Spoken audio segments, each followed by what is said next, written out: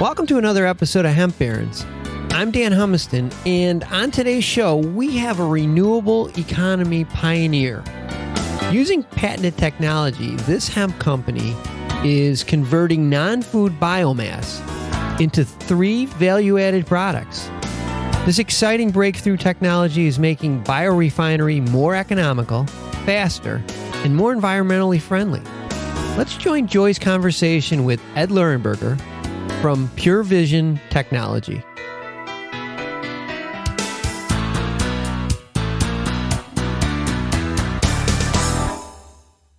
Well, hello, Ed. Thank you so much for being with us today on Hemp Barons. Well, it's a pleasure. I have been just an admirer of yours for years now. What Pure Hemp Technology is doing for the advancement of the valuable, versatile hemp crop and plant and all that it can do is really unmatched in so many ways around the globe. Can you tell us a little bit, and then I'm excited to get into the history of it, tell us a little bit about what biorefining fractionalization technology is, what Pure Hemp Technology does. Okay. Well, we call it our continuous countercurrent reactor technology. And what this technology results in is starting with, for instance, hemp stalks and fractionating the primary components of the stalks into 3 fractions. The first fraction being pulp, or the cellulose portion.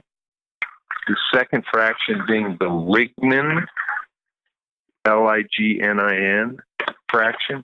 And the third fraction being the hemicellulose, or we further break it down into xylose. So in a very short amount of time, we feed hemp stalks in, and we end up with 3 fractions of pulp, lignin, and hemicellulose, or xylose. And from those 3 fractions, thousands and thousands of products can be made. Correct. The pulp, which I'm very proud to say, we just finished our first paper run at a domestic paper mill. So we fed hemp stalks through the reactor. About 50% of the dry weight of the product coming out is pulp, and we sent about 500 pounds of pulp to a paper mill in Michigan, and they ran it and we made about 2 miles of hemp paper. And this was a huge milestone, not only for us, but really for the United States.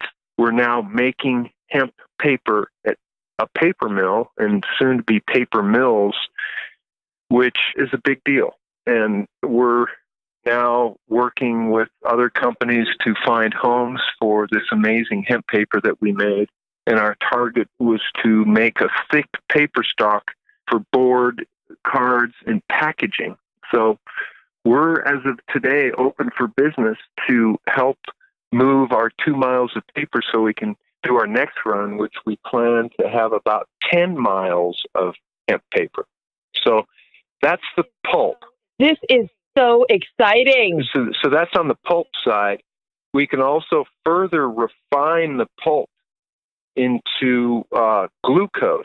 So we have methods, and we've done this a number of times, where we enzymatically hydrolyze the pulp into glucose.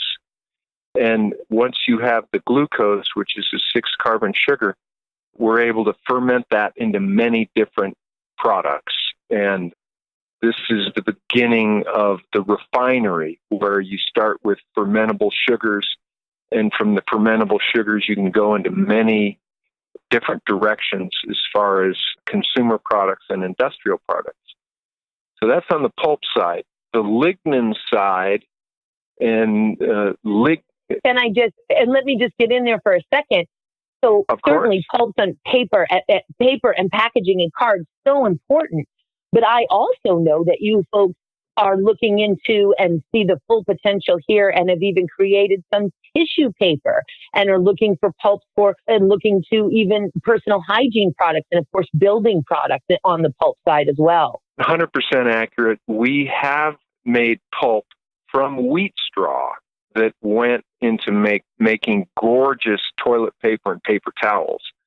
Now, that was a 14-month concentrated program that we did with the third party that, it cost about $2 million for us to develop that data. We have yet to do that with hemp, and all the work that we're doing now is self-funded.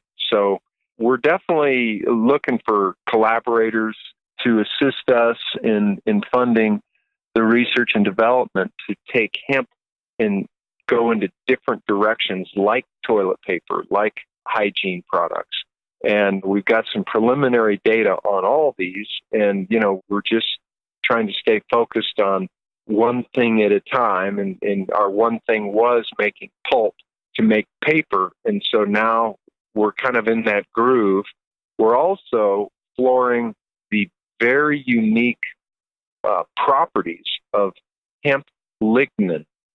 And we're doing amazing research and development, and we've got collaborations with different universities, and we're sending them our hemp lignin, and we're perhaps one of the only companies in the world making hemp lignin.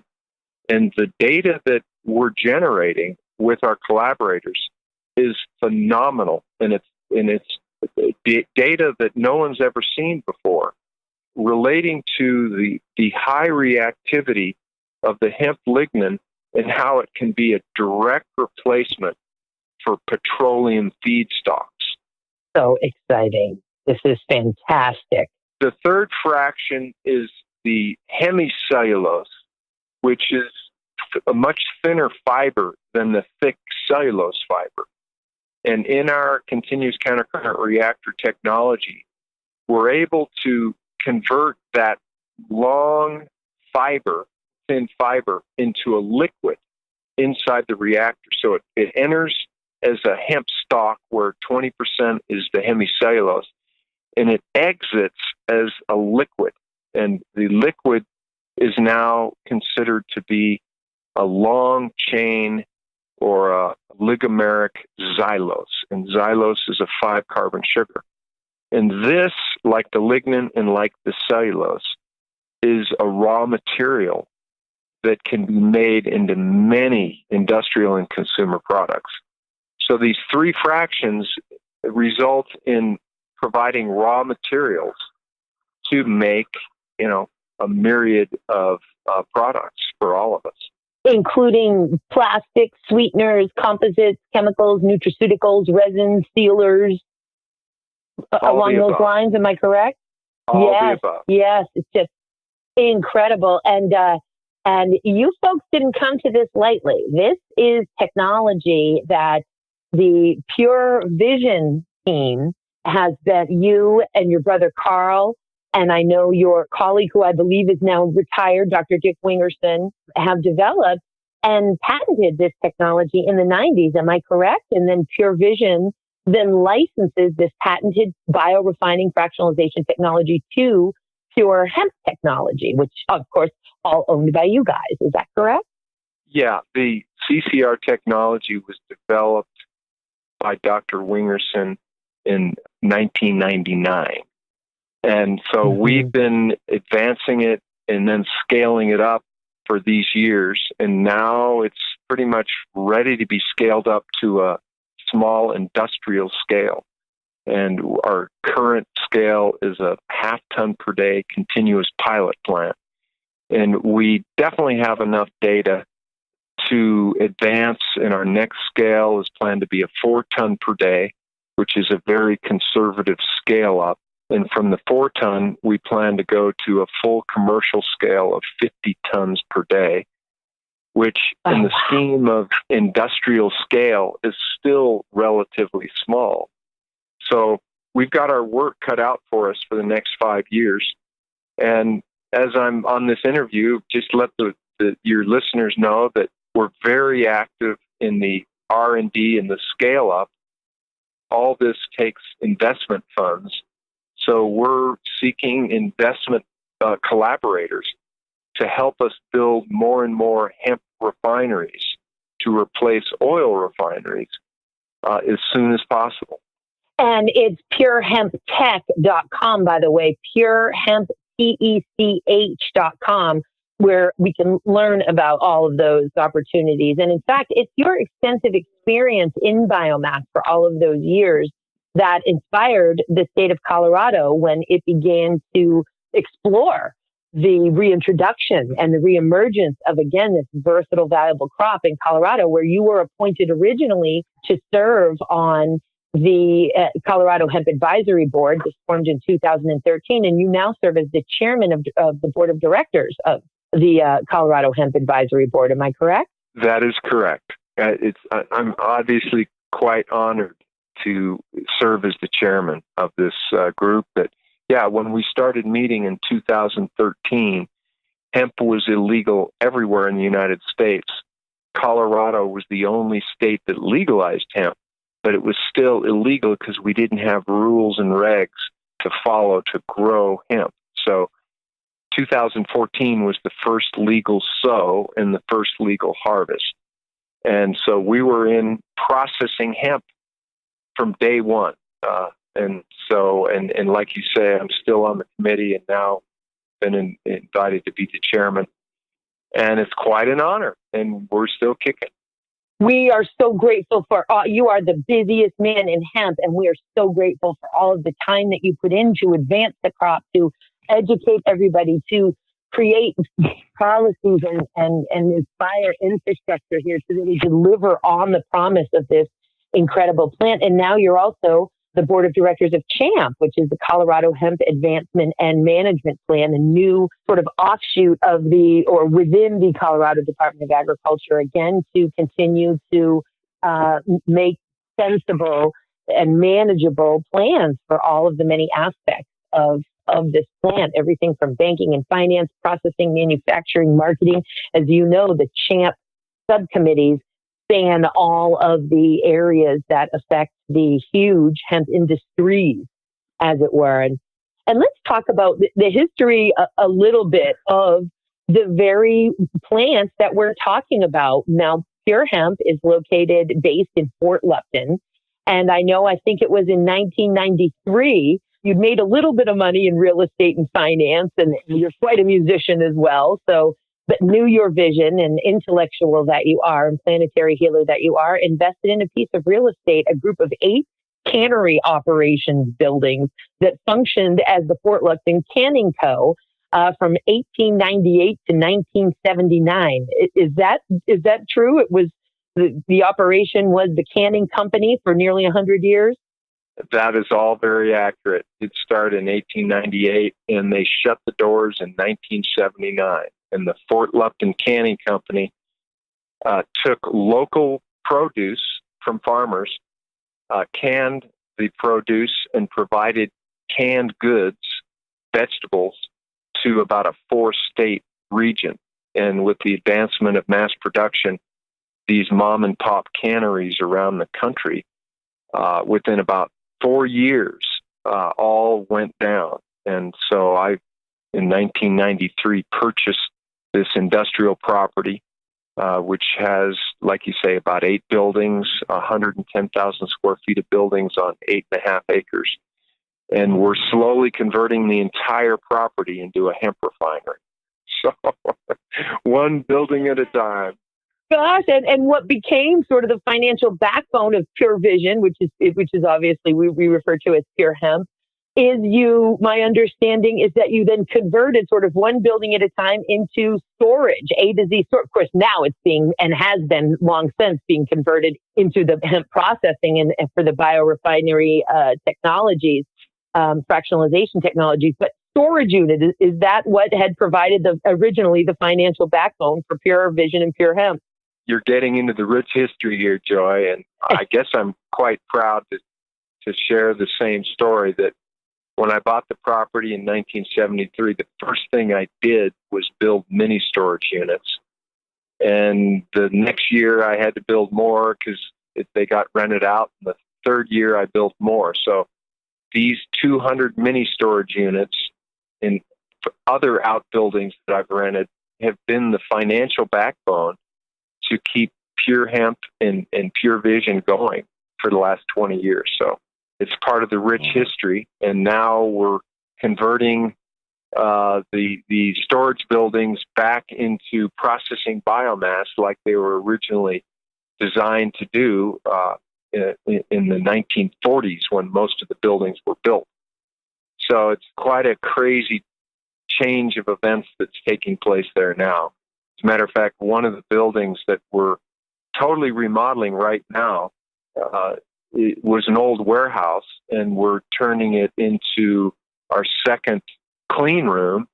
That's, by the time it's done, it's going to be a very sophisticated ISO 7 rated clean room.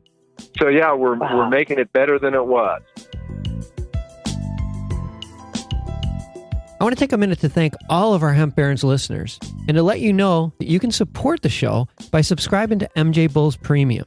It's only $4.99 a month, and you gain access to all previous episodes of Hemp Barons, as well as all MJBulls' other podcasts and exclusive content. Go to MJBulls.com and enter promo code BARONS to get your first month free. I know that also you folks are processing certain materials that are available for sale now. Could you tell us a little bit about the various herbs that you're processing and other ingredient suppliers, so to speak, or materials that are available right now for manufacturers to purchase? Yeah. Let me just first say this, that what is paying for our research and development and advancement of our hemp refining program is our spin-off company and our brand, Purekind Botanicals. So most of the products that we're selling are what most people in our industry are used to, which is cannabinoid-infused products. So we have tinctures and topicals and so forth. So those are something that we sell every day. We also are selling small quantities of lignin and of pulp, and now we're selling large quantities of paper, and we're also selling small quantities of xylose. And we're targeting companies and universities to take these unique 100% hemp-based raw materials to start doing research and development to find homes for these unique starting materials. So by all means, your audience, if you're interested in working with us in getting small samples of these starting materials, let us know. And the goal will be to work toward buying rail car quantities of these same raw materials to make products on the industrial scale. And your website has such great, the technology tab, I just think is so useful. It really, you do a wonderful job of taking some very complicated science and explaining it in layman's terms so folks can understand it. So again, we're talking about a plant that meets all of the needs of humanity. So human and animal nutrition, nutraceuticals, body care, pharmaceuticals, paper, textiles, building materials, biocomposites, nanotechnology, industrial sealants and coatings. I mean, somebody stop me. And you folks at Lehrburger, at Pure Hemp Technology, have the science to really maximize all of these aspects of this plant, as you say, the cellulose, the hemicellulose, and the lignin. And for our listeners, lignin is the property in plants, simplistically, that sort of gives them their rigidity and certain protection. So when you punch a tree, you hurt your hand. There's so much lignin in that tree. There is about 20% lignin. Am I right, Ed? 20% yes. Lignin in the hemp plant? Yes. 20% lignin in the hemp plant. Yeah, so lignin, Lignin, lignin is one of the most prominent polymers, natural polymers on the planet. So trees typically have 25% lignin, and most other plants have closer to 20%, but it's evolved to be a very important polymer found everywhere in nature. And so when we eat lettuce or broccoli or other biomass, we're actually eating some lignin. So it's part of all forms of nature, and we couldn't live without lignin. on a molecular level, it is a very complex molecule, and it's a fascinating molecule. And the most prominent source of lignin on the planet, it comes out of the pulp and paper industry. And when you have very large pulp producers, how to make paper is to remove the lignin from the wood chips. So pulping all over the planet is all about removing lignin, because lignin has qualities that doesn't make for good paper. So they remove the lignin, and the state of the art for the industry is to condense this and dry this lignin and use it as boiler fuel to help fuel the pulping and paper making operations. And this is a great use for lignin, but in our world, lignin is much more valuable than using it for boiler fuel when we can use it as the raw material, the primary raw material, to make plastics and other, high value added products. No, that's what we want to be, maximizing this, as you say, fascinating and complex molecule for all that it is worth. It's kind of like when folks say, hey, we can make biodiesel fuel out of hemp seed oil. And yes, we can, but it is such a valuable, complex oil pressed from the hemp seed, that we would not want to use it just to be burned as a fuel. There are so many incredible things that we can do with it. And I think also it's important to bring home the fact that, so there's 25% lignin in trees. We don't want to cut trees down. We need trees for oxygen and for the bios. And also, it takes an incredible amount of chemicals to break down the lignin that's in trees versus breaking down the lignin that's in hemp. Is that correct as well, Ed? Yeah. Joy, you're spot on. We don't need to cut down trees to make paper and packaging products. And the trees that we do cut down on this planet, they're anywhere from 7 to 35 years old to grow a good tree for pulp. And we grow hemp in 90 to 120 days. And so Let's save those trees to absorb and suck up the carbon. And let's use ag residues and hemp stalks to make our toilet paper and paper towels and paper and packaging. And so, that's what it's all about. And re-energize the farming industry and employ regenerative agricultural practices that will heal the soil and rebuild the soil and really heal this planet up. And I think also important for the listeners to know that we have to use a lot of bleach to make tree paper. All of the dioxins that adds into the water table, not necessary for the production of hemp paper, especially if we can all get used to the beautiful creamy color instead of this addiction to bleached white, which is unnecessary. What do you say about that, Ed?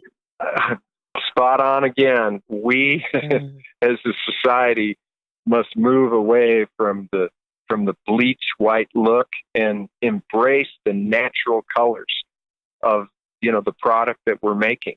So the hemp paper that we just made is not bleached white. We did mix it with bleached pulp, so it's kind of an off-white, but the more percentage hemp that goes into our paper and our products, we don't want to add any bleach, and so we'll have kind of a natural tannish color looking product. And so we as an industry really want to embrace this.